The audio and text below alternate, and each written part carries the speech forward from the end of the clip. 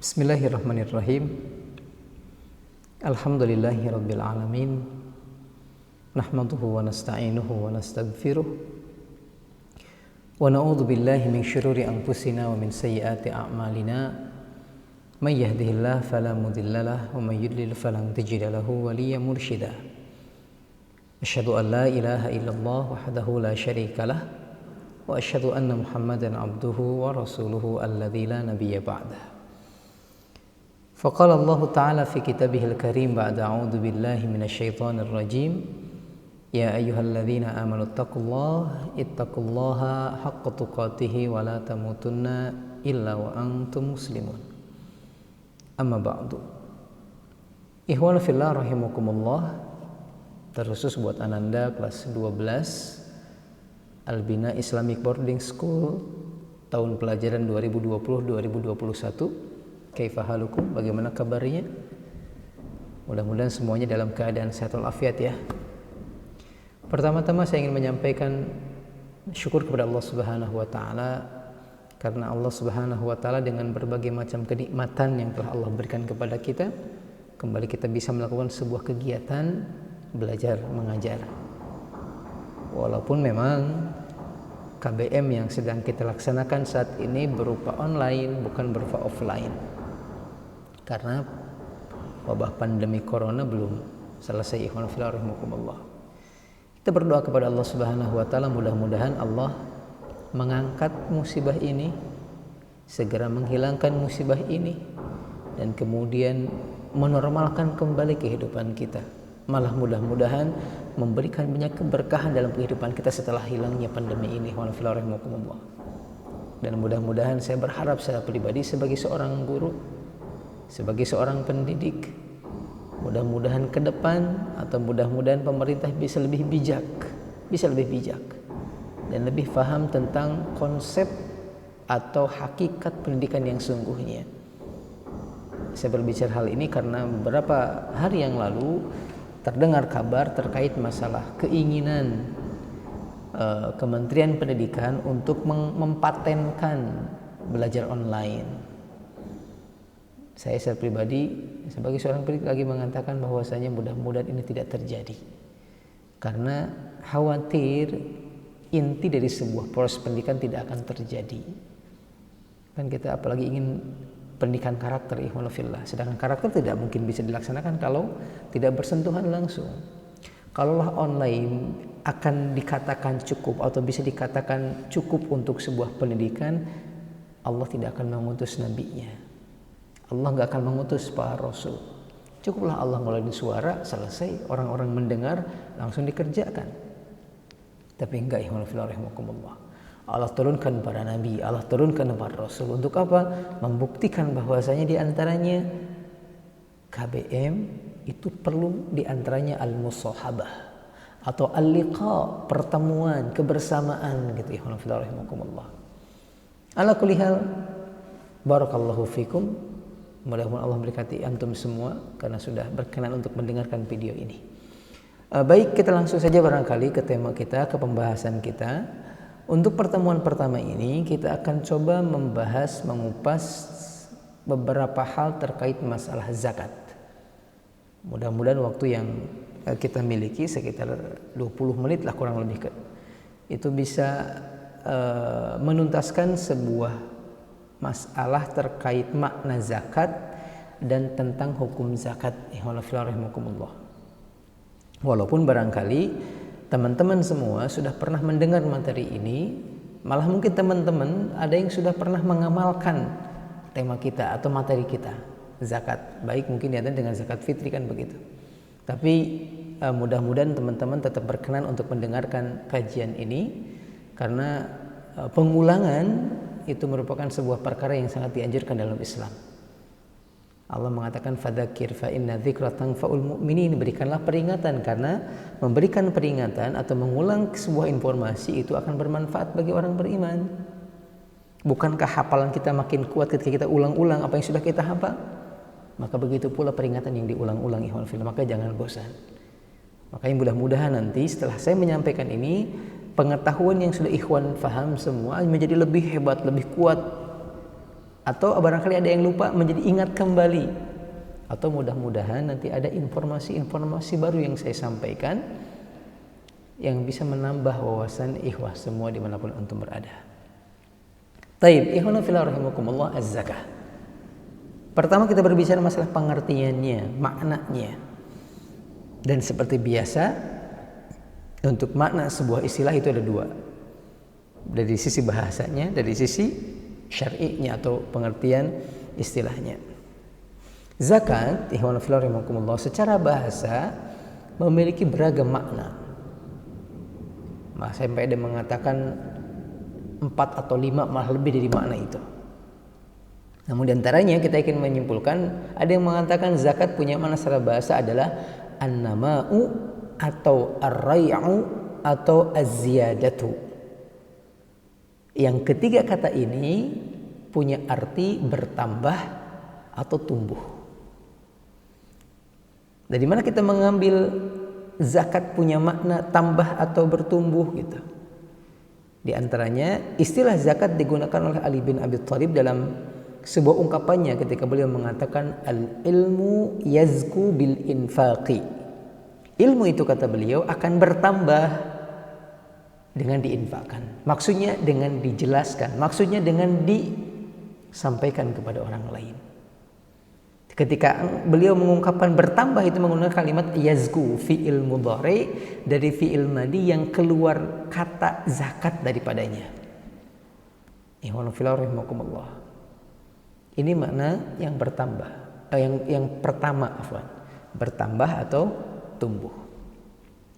Mana yang kedua kata sebagian para ulama, zakat juga punya makna atau memiliki makna adalah at-tathhir, yang artinya mensucikan, membersihkan. Berdasarkan firman Allah Subhanahu wa taala ketika Allah berfirman dalam Al-Qur'an di At-Taubah.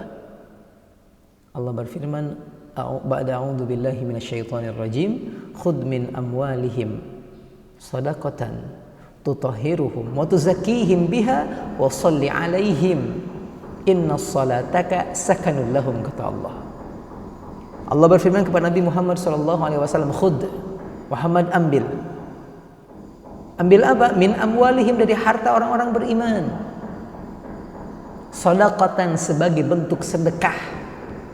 Tutahhiruhum wa tuzakkihim biha, yang mana fungsinya sedekah tersebut tutahhiruhum, akan mensucikan mereka, wa tuzakkihim biha, dan mensucikan mereka dengan zakat itu. Ikhwan fillah, akan mensucikan mereka dengan zakat tersebut. Dari apa? Dari dosa-dosa diantaranya. Ini makna yang kedua.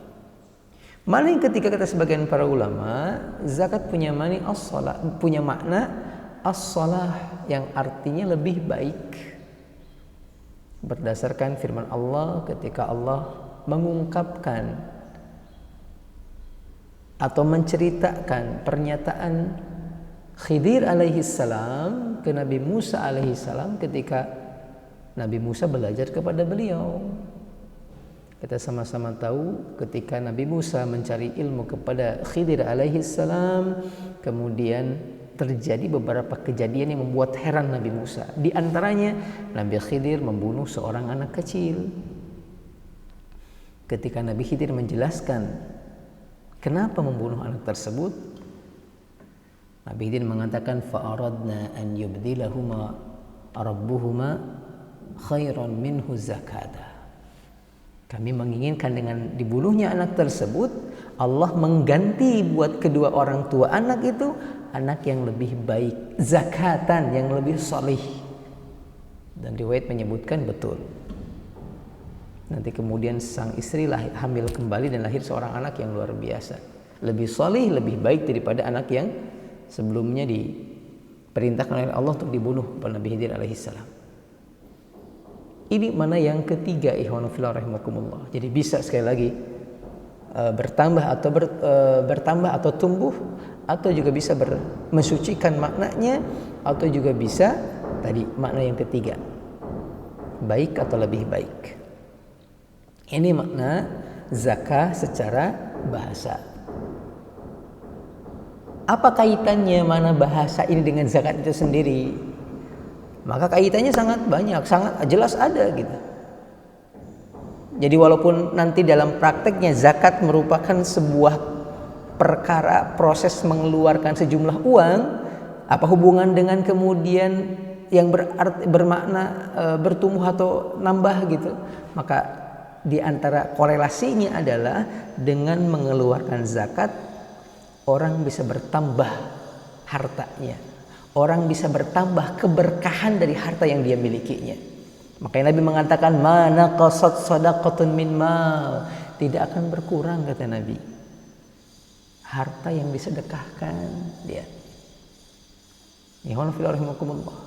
Begitu pula korelasi untuk makna yang kedua ketika zakat diartikan mensucikan. Apa hubungannya? Manfaatnya. Ketika orang mengeluarkan zakat, maka dia telah membersihkan dirinya atau membersihkan hartanya dari yang bukan haknya.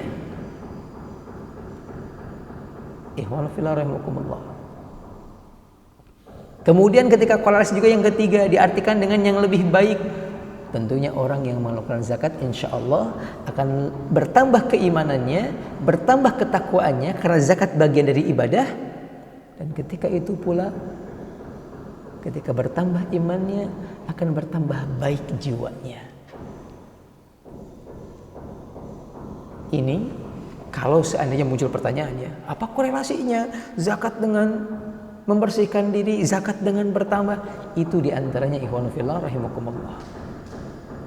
Berikutnya kemudian ikhwanu fillah rahimakumullah terkait masalah pengertian zakat secara istilah. Ada beberapa banyak definisi yang disampaikan oleh para ulama, namun saya mengambil satu definisi di antaranya yang menyebutkan bahwasanya az-zakatu ibaratun an haqqin yajibu fi malin makhsusin fi waqtin mahsusin ala ta'ifatin makhsusatin bi syartin muayyanatin bi syurutin muayyanah afwan. Zakat adalah sebuah kewajiban yang terkait dengan masalah harta atau sebuah kewajiban yang berupa mengeluarkan sejumlah harta dari harta-harta tertentu di waktu-waktu tertentu untuk orang-orang tertentu dengan syarat dan ketentuan yang sudah ditentukan. Ini pengertian zakat secara istilah. Mudah-mudahan bisa dipahami ya. Seandainya ada yang bertanya mungkin atau bingung di kepalanya, apa perbedaan zakat, infak dan sedekah? Ada kan mungkin ZIS kita sering mengenalnya, zakat, infak, sedekah. Maka walaupun sebagian para ulama di sana nanti ada yang menyamakan istilah ini, namun saya secara pribadi ingin menyampaikan pandangan ana terkait masalah ini hampir sependapat dengan sebagian ulama, sama dengan sebagian para ulama yang membedakan ketiga istilah ini. Ya. Jadi ada infak beda dengan zakat, zakat beda dengan sedekah. Apa bedanya? Infak merupakan sebuah proses kegiatan seorang manusia ketika dia mengeluarkan sejumlah harta. Jadi orang ngeluarin duit untuk hal positif ataupun negatif, untuk yang berdampak dosa ataupun pahala, atau yang tidak berdampak apa-apa di ujungnya, maka disebut dengan infak namanya. Disebut dengan infak. Orang punya rumah mau roboh dibangun kembali, golin duit, itu infak. Dia infak untuk rumahnya. Ngasih makan ke orang miskin, infak untuk orang miskin. Malah orang yang bermaksiat dengan uangnya, dia infak untuk maksiat. Berdasarkan hadis Nabi yang menyebutkan la tazulu qadama 'abdin yaumal qiyamati hatta yus'alu an khamsin. Tidak akan bergeser kaki seorang hamba kata Nabi kelak pada hari kiamat sampai selesai 5 hal ditanyakan kepadanya. Di antaranya an malihi, tentang hartanya, min aina tasaba wa fima anfaqa. Apa artinya? Didapat dari mana? Digunakan buat apa? Didapat dari mana dan digunakan buat apa? Ketika Nabi mengistilahkan digunakan buat apa? Menggunakan kalimat anfaqa yang sama dengan infak. Sehingga infak adalah semua kegiatan manusia yang ada keluar uang gitulah mungkin bahasanya, baik positif ataupun negatif. Adapun kemudian sedekah, dia lebih khusus daripada infak. Infak negatif ataupun positif, sedekah khusus buat yang positifnya saja. Khusus buat yang positifnya saja.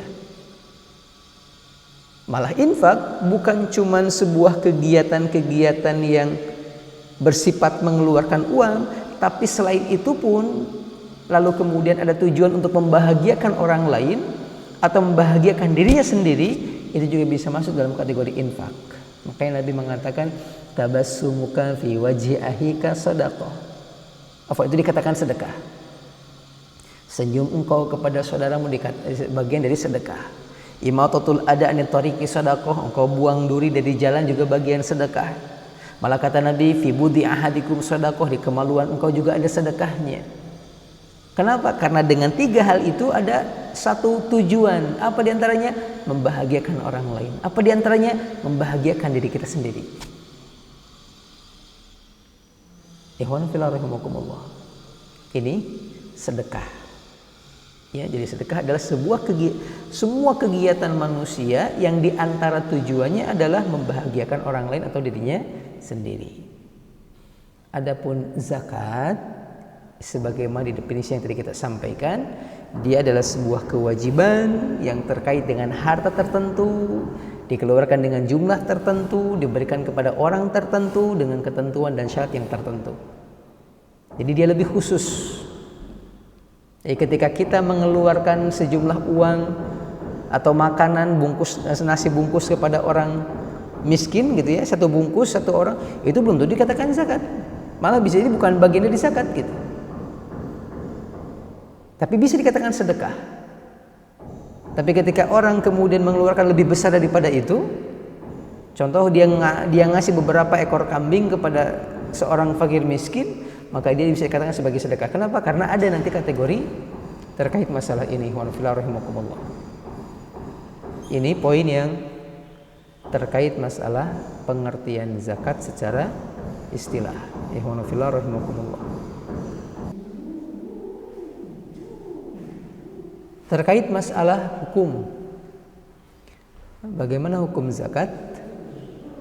Bagaimana hukum zakat? Maka sudah jelas mungkin, atau mungkin teman-teman juga sudah bisa mengambil satu kesimpulan dari definisi yang tadi kita sampaikan. Zakat adalah sebuah kewajiban, maka berarti hukumnya wajib. Namun kalau masih penasaran kenapa dikatakan sebagai sebuah kewajiban, karena mengambil beberapa dalil yang ada di dalam Al-Quran ataupun hadis Nabi SAW. Banyak ayat yang menyebutkan bahwasanya aqimus shalah wa atuz zakat, dirikan salat dan tunaikan zakah. Ketika sholat punya hukum wajib, maka yang disandarkan dengannya pun ikut wajib. Gak mungkin Allah menyebutkan 2 hal yang satunya bersifat tidak wajib. Apalagi kemudian ketika kita melihat hadis Nabi, memperhatikan hadis Nabi yang lain, ketika Nabi mengatakan buniyal islamu ala khamsin, dibangunnya Islam itu di atas 5 pondasi, 5 dasar, 5 rukun, 5 tiang. Di antaranya syahadah, persaksian, syahadatain, ihwanafillah. Tidak ada Tuhan kecuali Allah dan Nabi Muhammad sebagai utusan Allah. Tidak ada yang berhak diibadahi kecuali Allah dan Nabi Muhammad sebagai nabinya Allah. Yang kedua, wa iqamis shalah, menunaikan salat. Yang ketiga, wa itaiz zakah, dan menunaikan zakatnya, mengeluarkan zakatnya. Berikutnya wa shaumi Ramadan, saum Ramadan, dan al-hajj yang kelima, melaksanakan ibadah haji. Jadi kalau kita ibaratkan Islam seperti sebuah bangunan, sebuah rumah barangkali gitu. Kalau kita ilustrasikan, ada sebuah rumah namanya Islam, itu baru sempurna dikatakan Islam ketika yang menjadi dasarnya adalah syahadah. Pondasi awalnya syahadatain. Kemudian tiang-tiangnya yang berdiri kokoh itu adalah salatnya. Dindingnya adalah zakatnya. Atapnya adalah saumnya. Haji mana? Haji sebagai terasnya ya fillah. Sebagaimana kesempurnaan kemusliman, keislaman kesempurnaan sebuah rumah di antaranya karena teras gitu. Maka begitu pula kesempurnaan seorang Islam karena haji. Kenapa karena teras? Kenapa karena haji? Karena haji itu kata Nabi, man istata'a ilaihi sabila, bagi yang punya kemampuan. Bagi yang punya kemampuan.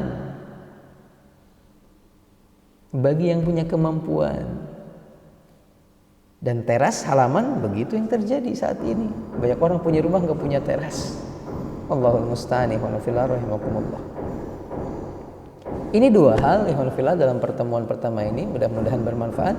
Cukup barangkali sampai di sini dulu. Insyaallah kita lanjutkan di lain kesempatan. Mohon maaf ya ini kalau banyak suara yang mungkin mengganggu karena kebetulan di area kita saat ini sedang dilakukan beberapa renovasi sehingga ya mohon maaf keluar suara-suara yang mungkin membuat bising apa yang sedang kita laksanakan saat ini. Tapi seandainya nanti kemudian ada hal-hal yang masih belum jelas, silakan di kolom komentar ditulis, ditanyakan. Insya Allah kita akan buatkan video lain untuk menjelaskan terkait apa yang belum bisa dipahami. Terima kasih atas perhatiannya. Mohon maaf kalau banyak hal yang kurang berkenan. Usi nafsi wa iyyakum bittaqwallah faqad fazal muttaqun. Wa nakhtatim bid-du'a subhanakallahumma wa bihamdika asyhadu an la ilaha illa anta astaghfiruka wa atubu ilaik. Walhamdulillah. Wassalamualaikum warahmatullahi wabarakatuh.